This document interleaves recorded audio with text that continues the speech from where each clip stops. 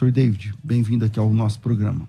É um prazer, uma alegria estar aqui com vocês, é uma honra. Obrigado pelo convite. Eu espero poder contribuir, né, para esse tema tão importante que é a questão da pornografia do casamento, que tem sido um dilema. Legal. Com a gente também aqui no programa, mais uma vez, o pastor Felipe Bentley. Ele é teólogo, conselheiro bíblico, especialista na área sexual, fundador do Ministério Vida Pura, lidera esse ministério que trata o vício em pornografia e masturbação de uma perspectiva bíblica e neurocientífica. Ele é casado com a dona Flávia e tem uma filha que entrou na escola hoje, de 3 anos. Bem-vindo, Felipe. Mais uma vez, bom te receber, meu irmão. Oi, pastor, bom dia. Bom dia aos ouvintes. Obrigado aí por mais uma vez a oportunidade de estar aqui. E já que o senhor ressaltou que a minha filha está entrando na escola hoje, né? Se não fosse eu me livrar da pornografia, ela nem existiria, né? Então já fica uma mensagem de esperança aí para quem estiver ouvindo hoje. Legal. O David, você tem trabalhado ministrando a respeito de sexualidade saudável dentro da família cristã. Com que frequência você tem visto o problema de pornografia surgindo, brotando aí entre famílias cristãs, cara? Então, eu trabalho há 17 anos no objetivo de capacitar a igreja para lidar com os desafios contemporâneos da sexualidade. Então, são várias questões, é um guarda-chuva de temas que vão desde a educação sexual infantil, gênero, orientação sexual, parafilias, vícios, uma série de questões ligadas a várias faixas etárias e vários contextos. Pornografia é um dos mais transversais, né? Que ela corta muitas faixas etárias, muitos tipos de problemas, muitos nichos diferentes, né? Digamos assim. Ela tem sido algo extremamente presente nos aconselhamentos, nas igrejas, e aí ela demanda desafia muito e demanda muito conhecimento, porque ela é um problema extremamente complexo, que tem a sua faceta ligada à parte do vício, da compulsividade, tem as questões emocionais, tem as questões espirituais, digamos assim. Então, tudo isso tem sido muito frequente. A pornografia é uma das coisas que mais cresce na internet hoje, que mais cresceu, que na verdade, desde que surgiu a internet, ela foi alavancada e alavancou a pornografia, uma coisa retroalimentando a outra. Então, o acesso é muito direto e tudo se tornou cada vez mais normatizado. A pornografia tem vários níveis também, né? Tem aquela coisa mais soft, a coisa mais pesada e afeta desde a infância. Então, a gente vê casos de crianças com 10 anos que já têm contato com pornografia. Até antes. Até antes, claro, isso, né? Desde a infância, aí vai na puberdade, adolescência, e chega na fase adulta sem conseguir se livrar daquilo. Eu, quando via pornografia, era na minha adolescência, eu era crente, eu não conseguia parar de ver. Na minha adolescência, eu estava na igreja, e as pessoas que me ajudavam, tentavam me ajudar, apesar de que eu não falava muito abertamente sobre isso, então eu escondia, era uma ideia assim, olha, você sabe que isso é errado, mas a gente não sabe o que fazer para lidar com aquilo que vai se tornando uma compulsão, né? Tá. Felipe, tem diferença da pornografia offline para quem é mais velho e que o acesso era mais complexo, mais rigoroso? Você tinha que enfiar a cara, ir lá na banca de jornal e comprar, ou alguém comprar para você, ou você usar de alguém uma revista, alguma coisa assim. Da pornografia online, cara? É bem diferente, né? Eu mesmo passei por essa fase de ficar olhando pra cima, assim, na banca de jornal, né? Aquela carinha de cachorro pidão pra ver se o jornaleiro ia me oferecer, porque eu não tinha idade pra comprar, né? Então era todo um trabalho pra você consumir pornografia e ali ter o contato com a foto estática. Era só a foto ali da nudez e pronto, né? Agora não, agora 10 ou até antes, a pessoa já tem um celular, pornografia em Full HD, alta definição, mandando toda essa informação pro cérebro. E de graça, né? Muitas coisas. Porque a pessoa só digitar o que ela quer ver e já aparece. De graça não é. As pessoas acham que é de graça, né? Mas o celular não é de graça, a internet não é de graça. Então você tá vendendo o seu tempo ali pros anunciantes dos sites pornográficos que estão ali. Então de graça nunca é. As pessoas têm essa ideia errada de acabar achando que é de graça. Por isso que quando ela encontra um caminho de restauração, ela quer que esse caminho de restauração também seja de graça, porque ela acha que ela está consumindo pornografia de graça. Mas de graça a pornografia nunca é, né? Então os efeitos que a pornografia tem causado hoje nessa nova geração são maiores do que a gente que começou lá com aquela pornografia offline, devagarzinho. Isso, a gente chegou no fundo do poço da mesma forma. Imagina hoje, né? Pastor, só para você ter uma ideia, o que mais tem acontecido hoje no Vida Pura são casais de 22 a 25 anos de idade, recém-casados, 3 meses, 6 meses de casamento, e que o menino não conseguiu ter relação sexual com a menina ainda, e agora que ele confessou que é por causa do vício em pornografia. Então ele não se atrai pela menina, ele não consegue ter uma ereção satisfatória se não for tendo contato visual com a pornografia e com a masturbação. Então o casamento já começa... Então você atende, por exemplo, esse tipo de demanda aí? Isso, exatamente. Legal. David, como você lida com isso? Quando é um casal cristão que chega, a mulher fala, o marido fala, quem se abre? Como que se estabelece um processo de libertação nesse caso aí? Então, vamos lá.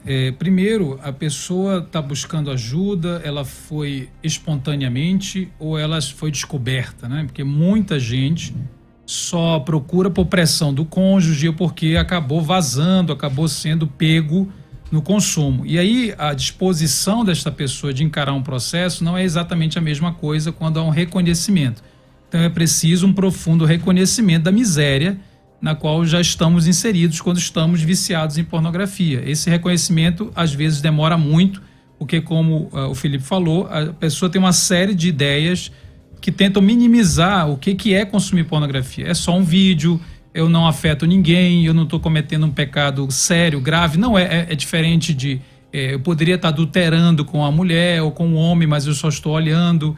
Então, as racionalizações, as minimizações, a maneira como ela interpreta o que está acontecendo, às vezes não é suficiente para que ele se engaje de uma maneira profunda com um processo que é doloroso de saída dessa dependência. Eu, particularmente, eu desenvolvi uma abordagem que é a partir do Evangelho. Então, uma vez eu conversei com um rapaz, ele morava até fora do país, ele falou assim, cara, eu quero só parar de ver pornô, eu não quero me relacionar com Deus. Eu não quero virar crente. Eu não quero... Ele era crente. Esse que é o problema. Ele era crente, mas quem impressionou foi a mulher. Ele estava incomodado porque aquilo já estava atrapalhando, que a mulher enchendo o saco dele todo dia. Me procurou, legal, estamos conversando. E falou assim, você tem um método para parar com isso? Mas aí eu comecei a falar do geral para o específico. Que a pornografia é apenas um sintoma. Do ponto de vista do Evangelho, que é como eu atuo de maneira mais focada, eu deixo aqui aberto, né? Tem outras abordagens que são válidas, evidentemente, né? Várias outras abordagens completamente válidas. Se você pensar a partir do Evangelho, aquilo é apenas um sintoma que está refletindo a condição do coração do sujeito, que de alguma maneira se apega a um ídolo. Que a pornografia ela é uma espécie de idolatria, porque a ela é dada uma função na sua vida. A pornografia é um regulador emocional, um regulador físico. Ela é consumida não simplesmente porque você acha legal vídeos daquele tipo. Aquele vídeo fornece um conforto, um consolo, um certo momento de felicidade que tem uma função. Tipo a droga. Uma droga. Só que do ponto de vista... de novo, droga está correto. Funciona no cérebro como uma droga. Do ponto de vista do Evangelho, é como uma substituição, porque eu deveria buscar alívio, conforto, consolo, que são buscas legítimas, todo mundo precisa disso. O problema é onde eu estou buscando. Eu deveria buscar em Cristo, em Deus. Eu não sei buscar prazer em Deus. Eu busco prazer fora de Deus. E aí a pessoa fala para mim assim, eu só quero parar de ver pornô, eu não quero revolucionar a minha relação com Deus, a minha relação com o mundo e com Deus. Eu quero apenas uma técnica comportamental para parar com isso. Eu, particularmente, acho isso extremamente insatisfatório, quer dizer, insuficiente. A pornografia está refletindo um caos maior. E alguns não têm tanta disposição e coragem de enfrentar esse caos maior, de perceber o quão perdido nós estamos. Não só do ponto de vista do que estamos consumindo com os olhos, mas em quem confiamos para buscar felicidade, em quem confiamos, em quem amamos mais do que a Cristo, mais do que a Deus, porque eu tenho dito isso frequentemente, nós buscamos pornografia porque achamos que Cristo não é suficiente. Felipe, pergunta aqui de ouvinte. A pornografia é um caminho para o adultério ou já é um adultério? Para nós, casado. Para nós já é um adultério, né? É o que o David falou agora, né? As pessoas, elas assistem pornografia como se fosse um mal menor. Então eu não vou trair fisicamente a minha esposa, menos pior eu assistir pornografia. E eu já ouvi muito de pastores que já apoiaram esse tipo de ideia dentro dos aconselhamentos, né? A pessoa chegar e falar assim, mas o meu próprio pastor disse isso para mim, né? Então isso tem minimizado a questão do que de fato é um adultério e o quanto isso é destruidor dentro da família, né? Uma vez que a pornografia entra dentro do casamento, é inevitável que a comparação de corpos do cônjuge com aquilo que ele está consumindo na pornografia, achar que vida sexual é aquilo que ele assiste na pornografia, então ele quer reproduzir dentro do casamento aquilo que ele vê na pornografia. Então ele começa a ser mais agressivo, ele começa a ser mais violento, ele começa a tratar a esposa como um mero objeto sexual para satisfação do prazer dele, e ele acha que a mulher vai se submeter a isso e vai gostar disso porque é o que ele tem aprendido com os filmes pornográficos ali, né? Ele toma aquilo como verdade e traz para reproduzir dentro do casamento. Então também é uma forma de adultério, como se ele estivesse saindo fisicamente com outra pessoa. Você pensa também? O que acontece é que a Bíblia diz assim, né? Se você olhar uma mulher com intenção impura, você já cometeu adultério com ela. É claro que os comportamentos eles têm consequências distintas. Não que seja menos grave, apenas distinto. Uma coisa é, por exemplo, eu xingar você, outra coisa é te matar. Inclusive, no Sermão do Monte, também Jesus compara as duas coisas. Embora as consequências sejam distintas, a essência é a mesma, que é a essência do adultério. E a palavra, inclusive, é interessante, porque a palavra adulterar, ela remete à contaminação de algo. Uhum. Então, você tem água num copo, o que é adulterar? Adulterar é inserir impurezas dentro de uma estrutura que está limpa, que existe e está limpa. Então, a pornografia insere um monte de impurezas que vai ter como locus a mente do sujeito e o seu casamento. E a outra coisa interessante é lembrar que mulheres também veem, né? Embora vejam com menos frequência e talvez consumam pornografias diferentes, mulheres também consomem, e todos, homens e mulheres casados que estão recorrendo à pornografia, vão colher, na verdade, a consequência de uma deseducação para o sexo real. A pornografia, sendo artificial como ela te mostra um sexo artificializado que vai te deseducando, te despreparando quimicamente, por causa dos efeitos que ela produz no cérebro, e também do sentido socialmente, vai te despreparando para uma relação sexual com seres humanos que não estão editados, que não são atores e atrizes, que não estão turbinados com remédios, que não são profissionais. São pessoas que vão fazer sexo de uma maneira diferente da pornografia. Então, a pornografia não apimenta a relação, não estimula a relação, não ensina a fazer sexo, ela ensina um conteúdo extremamente focado em você. Eu costumo dizer que você tem o play e o pause. Você pausa, você dá o play, você é o centro, você comanda tudo, você está acontecendo tudo num palco de um só, e o sexo no casamento é um palco de dois. E isso a pornografia não consegue nos ensinar. Eu vou abrir o microfone para você que está ouvindo a gente. Sei que o tema é muito pessoal, enfim, tem a vergonha e tudo mais, mas você tem aí o direito de não se identificar hoje, tá certo? Então, o nosso WhatsApp é 011 98484 9988. Você não vai falar ao vivo comigo, você vai mandar seu áudio. Então, manda seu áudio. Se você quer se identificar, você fala seu nome. Se você não quer, só olá, minha pergunta é tal, tá certo? E manda a sua pergunta para mim aqui. O WhatsApp, mais uma vez, 011 98484 9988, 011 98484 9988, e manda aí, se você tá pelo YouTube, manda aí para o link do programa, coloca no grupo aí da igreja, da família, sei lá de quem, e espalha para mais pessoas, para que a gente também, esse programa consiga alcançar mais pessoas. Felipe, você tem aí lidero o Ministério Vida Pura, um ministério que combate pornografia há muitos anos. Tem aumentado a pornografia, porque assim, predominantemente a pornografia sempre foi um problema mais do homem, do sexo masculino, do gênero masculino. Tem aumentado o consumo de pornografia entre mulheres? Vocês têm essa percepção ou não? Sim, tem aumentado bastante. E a gente tem um meio de ver, né, dentro do Vida Pura, que é porque hoje nós temos uma conselheira, a Mônica. Então, desde que a Mônica começou a trabalhar conosco, o volume de pedidos de ajuda de mulheres aumentou significativamente. Tipo, a partir do momento que tem alguém para ouvir elas, então elas começam a se aparecer. Então, quando a Mônica surgiu, a Mônica, né, e colocou ali que ela estava à disposição, né, para conversar com as mulheres, hoje só ela já não dá conta de todas as mensagens que ela recebe todos os dias, né? De mulheres. Tem mais mulheres seguindo a página do Vida Pura no Instagram do que homens. É certo que uma boa parte são de esposas que estão ali desesperadas querendo... Pelo problema do marido. Problema do marido. Mas muitas estão ali por causa do vício delas mesmas e que elas não conseguem alguém para falar. Então, toda segunda-feira, por exemplo, a gente faz uma reunião online com as mulheres. E tem muitas, cada semana que passa, mais mulheres participando, porque elas acharam um lugar onde elas podem se abrir com segurança e sigilo, sem precisar se expor, né? Então, para nós, isso tem demonstrado aí um avanço muito significativo. Até mesmo, só para completar, tem um site pornográfico que surgiu, uma pesquisa recente, que o Brasil é o segundo país no mundo que mais consome pornografia entre as mulheres. O Brasil é o segundo no mundo. Não vou Quem falar. ganha? Estados Unidos. Os Estados Unidos ganham.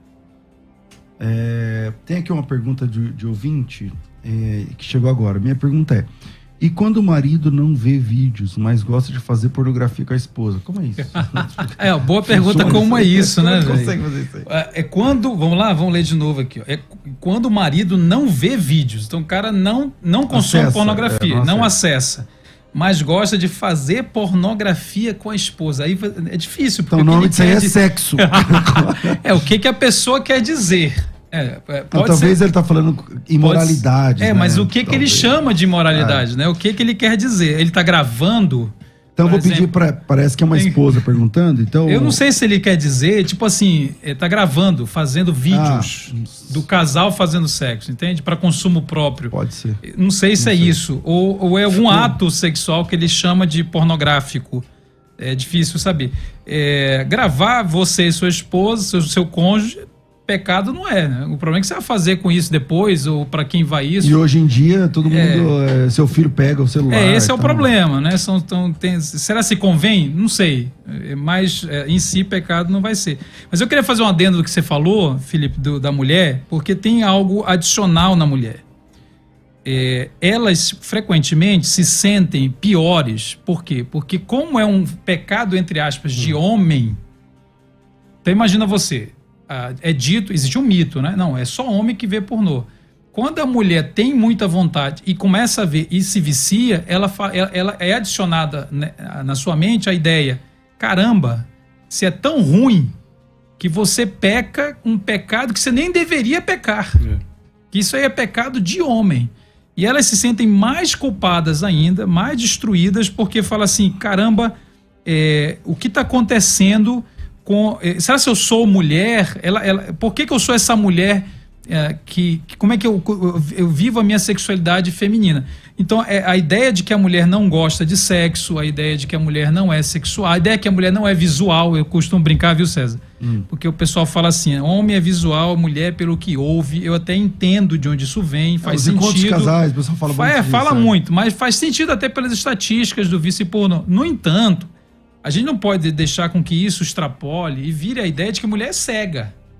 Eu costumo dizer assim, cara, se a mulher vê um homem feio, ele fala assim: é um homem feio. Não precisa falar assim, fala alguma coisa aí pra eu saber se é feio ou não. Ela viu um cara feio, ela sabe. Ela tem julgamento estético, ela tem julgamento erótico, ela tem atração afetiva erótica, independentemente do que a pessoa fala, da conversa. Eu acho que cada um também é cada um. Tem muito homem que também, dependendo do que a mulher fala, não atrai. Isso. Ela pode ser muito também bonita, é muito emocional, comunicativo.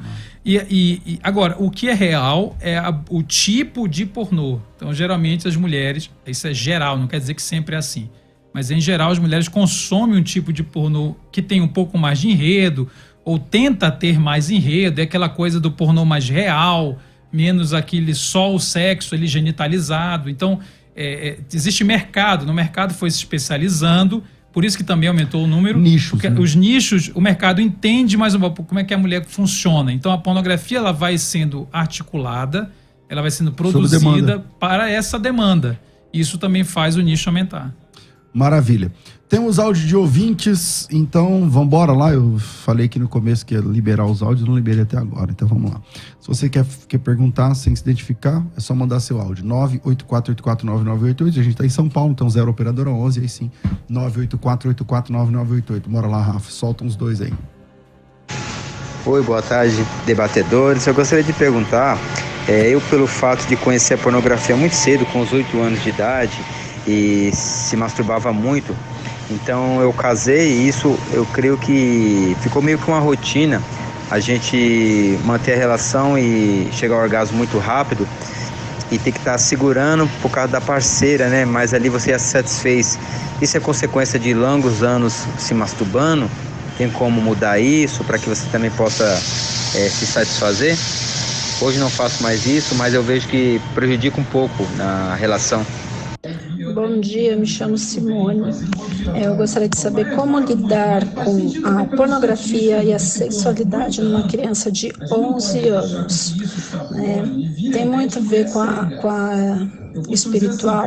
O pai dele era viciado em pornografia e desde que ele era menorzinho, desde 1 ano e 4 meses, eu já notei o desejo dele, a sexualidade dele ativa. E recentemente eu descobri que ele já tem uma vida sexual ativa. Como lidar com isso? Ok, 2 perguntas, vamos lá. Você vai em qual, Felipe? Eu vou na primeira, vou deixar o David na segunda. O PO vai pro David. Vamos lá. Essa é muito boa, essa da segunda aí, excelente. Então bora, vamos lá. Bom, a masturbação ela vicia da mesma forma que a pornografia vicia, né? A nível cerebral, a masturbação cria novos caminhos neurais no cérebro. E aí estabelece-se o vício. Então o que acontece? A minha mão é seca e a relação sexual ela tem lubrificação. Então o atrito que a minha mão causa no pênis é diferente do atrito que vai ter na relação sexual. A pressão que a minha mão faz no meu órgão genital é uma pressão diferenciada da pressão que ele vai encontrar ali, pênis e vagina. Então isso é um dos fatores que levam esse homem a ter uma ejaculação precoce. Ele está habituado a ter uma certa sensibilidade na hora da masturbação, que é totalmente diferente da sensibilidade que ele tem na hora da relação sexual. Então, quando ele vai para o ato sexual, que ele vai ali, pênis, vagina, só a sensibilidade ali da glande na vagina, ele já começa a ter a vontade de ter um orgasmo, né? E isso vai levando a essas relações insatisfatórias. Isso quando o homem também não tem o problema da própria ereção por si só, né? Que ele não consegue ter uma ereção satisfatória. Ele já condicionou o cérebro dele a se excitar com aquilo que ele vê e com aquilo que ele vai se masturbar. Não com a esposa nua, com as carícias, com tudo aquilo que envolve no momento preliminar do sexo, né? Então agora, no Vida Pura, nós trabalhamos isso no que nós chamamos de programa de renovação da mente, que vai lidar com o que o David falou mesmo, com a idolatria do coração e com o que o vício causou no cérebro. Então agora existe um caminho que a gente consegue reverter essa situação para que ele possa ter de fato uma relação sexual. Aí, né? Não é de um dia para noite. Não, é com o tempo. Esse é um dos problemas. Ninguém quer encarar processos. As pessoas querem soluções imediatas para algo que elas construíram durante muitos anos na vida delas. Quantos anos faz que esse ouvinte se masturba? Desde 8 anos, então, ele falou. E quantos anos será que ele tem hoje? Então a gente pode colocar aí pelo menos uns 20, 30 anos de masturbação que vamos... Que ele quer resolver numa semana. Né? E não vai acontecer. Tá. E ele é casado, né? Mas é casado. importante falar da ejaculação precoce, né? Isso é uma disfunção. Tem várias causas, essa é uma das causas, é verdade, e pode estar associada a outras causas. Por exemplo, ansiedade. Então é um fenômeno geralmente psicológico e biológico ao mesmo tempo, quer dizer, tanto do que ele consumiu, o que o Felipe acabou de falar, mas também tem a ver com ansiedade, como é que ele está dentro dessa relação com a esposa. Então isso tem tratamento, é bom que se diga, né? Além da questão da pornografia, ele precisa também encarar o tratamento da ejaculação precoce, que pode estar vinculada, mas pode ter outros fatores. Entende? Geralmente é multifatorial. Legal. Sua parte ficou para Simone, a ouvinte Simone, que viu que, eu não sei se é filho dela, mas ela fala, uma criança de 11 anos, cujo pai foi viciado em pornografia, e ela nota que desde 1 ano e pouquinho a criança é mais sexualizada, sensualizada. Hoje parece que tem uma vida sexual ativa com 11 anos. Isso aí, pode isso, eu ouvi o áudio com causa certa espécie, né? Causa certa reação assim estranha, né? Porque você está falando de uma criança de 11 anos com vida sexual ativa, com consumo de pornografia, num contexto familiar que a gente não sabe qual é. Consumo de pornografia de criança, se isso foi estimulado, apresentado, isto é abuso sexual. O nome disso é violência sexual.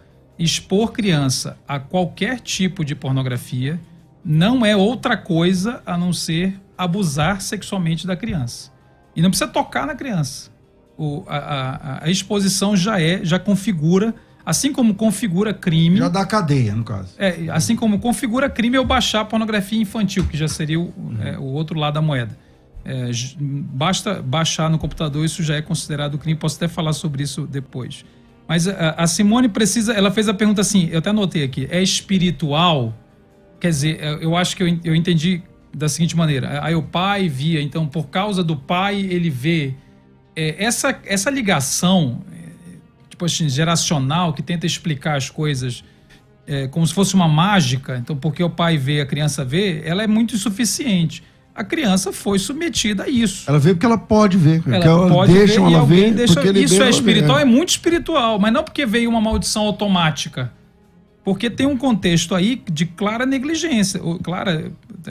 Posso até estar exagerando, mas eu quero dizer, provavelmente, um contexto de negligência. Vida sexual ativa de uma criança de 11 anos, quer dizer, ela está tendo relações sexuais, como assim? Talvez o que ela quer dizer é que a sexualidade é aflorada, mas entenda, todo mundo tem sexualidade desde que nasce. Sexualidade não surge na puberdade, sexualidade é inevitável, ela é intrínseca ao ser humano, ela vai ser vivenciada na infância, o problema é como isso está sendo vivenciado. Sexualidade é diferente de sexo. A criança não faz sexo, não deve fazer sexo, mas ela tem sexualidade. Ela tem interesse, pode ter interesse erótico, mas ela vai se comportar a partir daquilo que lhe é apresentado. Então, isso aqui são sintomas muito preocupantes de uma provável educação sexual ou negligente, ou até mesmo provavelmente abusiva. Isso é muito sério. Então, essa pessoa precisa procurar, quer dizer, primeiro passo é como eu posso proteger essa criança. Antes de pensar qualquer coisa, como é que eu vou tratar, como é que eu vou responsabilizar quem fez qualquer coisa, como eu protejo essa criança. Ela precisa de proteção, não adianta demonizá-la, não adianta puni-la, castigá-la e não protegê-la. Porque colocar a culpa no Satanás, ou no pai, ou na mãe. Exatamente. Vamos lá, tem ouvinte áudio, solta mais um, eu tenho que fazer intervalo, mas solta mais um aí. Pai Senhor, pastor, meu nome é Alexandre. Eu tenho um problema muito sério com masturbação, assim, de um ato muito perigoso, que eu vejo que o estímulo é quando eu vejo adolescentes, entende? Guardo fotos do Facebook, do Instagram, de meninas e como fazer, né? Para dar um basta nisso.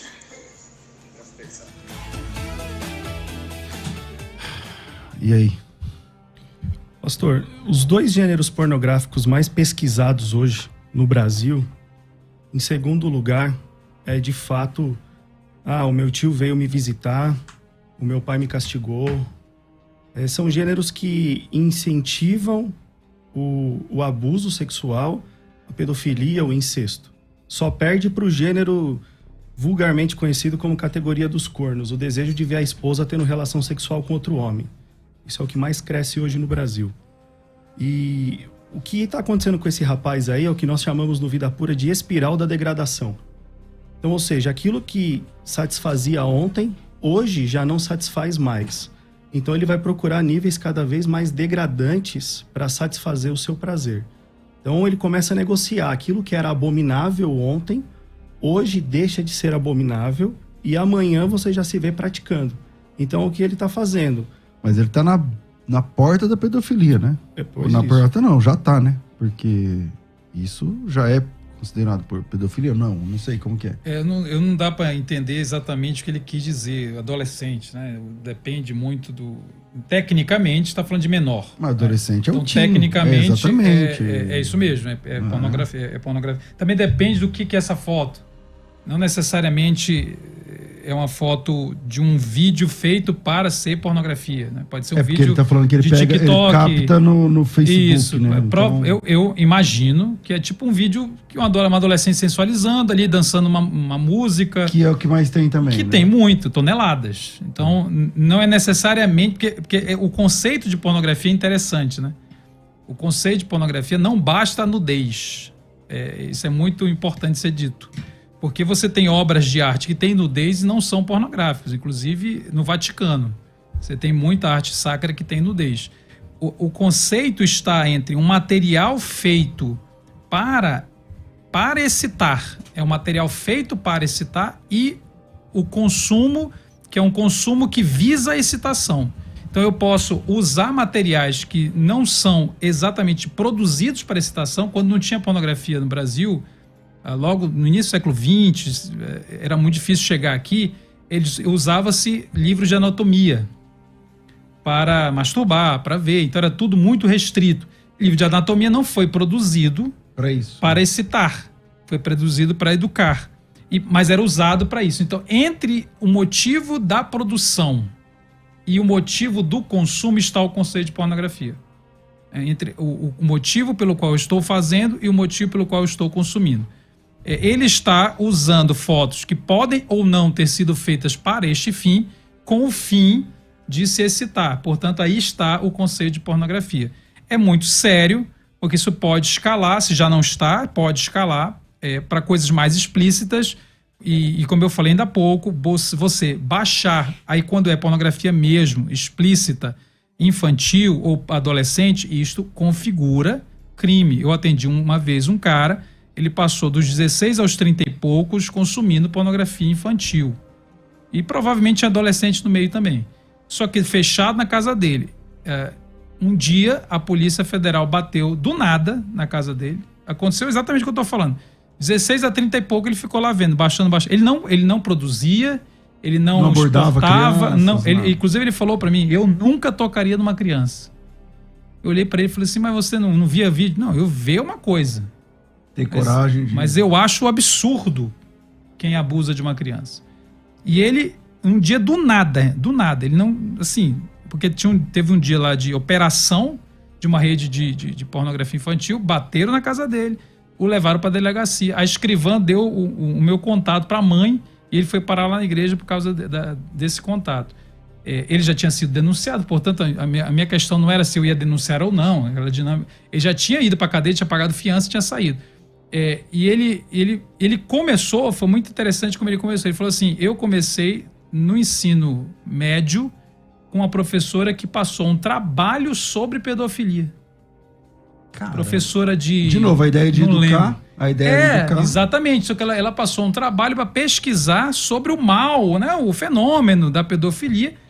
E ele disse que foi pesquisar e não foi na Deep Web, foi na web mesmo, normal. Ele buscando conteúdo didático, encontrou fotos e uma coisa foi levando a outra e começou a consumir o assunto. Então isso é muito sério e a pessoa precisa, essa pessoa aqui, esse ouvinte, né, precisa ficar atento para onde está chegando nessa degradação e quais riscos ele está tomando, como o Felipe falou. Ô pastor, só um adendo rapidinho, que o que o David falou é interessante, que as pessoas elas falam assim, né? Eu só vejo. Eu jamais vou ter coragem de encostar numa criança. Isso. Mas existe algo hoje comprovado, até neurologicamente, que é a hipofrontalidade, que é a diminuição do córtex pré-frontal em pessoas que consomem pornografia. E uma das coisas que isso acarreta é que é no córtex que tem os nossos inibidores de ação.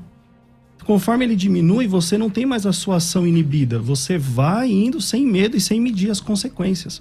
Então esse homem que hoje está falando assim, olha, mas eu só tô vendo uma foto, amanhã ele vai ser o abusador, vai ser o pedófilo, se hoje ele não tomar a decisão de fazer o caminho contrário.